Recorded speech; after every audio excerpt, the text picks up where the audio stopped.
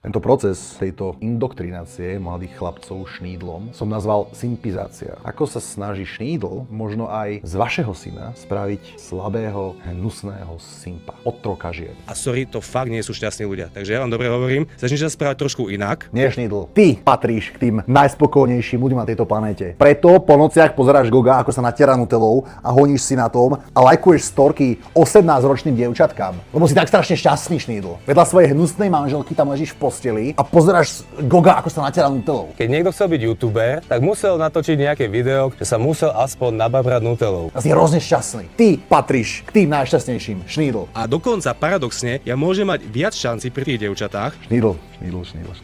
Nikto, opakujem nikto na tejto zemeguli, ani ten Tonko nemá menšie šance ako ty, šnídl. Ty si na tom naozaj veľmi zle. Naozaj, skutočne. Než vy drsňaci z tej posilky. A pritom je každému jasné, že ak tento človek mal niekedy sex, tak to stvorenie, ktoré s ním na tom participovalo, určite nebolo príslušné druhu Homo sapiens. Verím, že to mohlo mať nejaké humanoidné črty, ale som presvedčený, že to nebol 100% vyvinutý Homo sapiens. Možno skôr nejaký Australopithecus, Homo habilis. Určite nie Homo sapiens.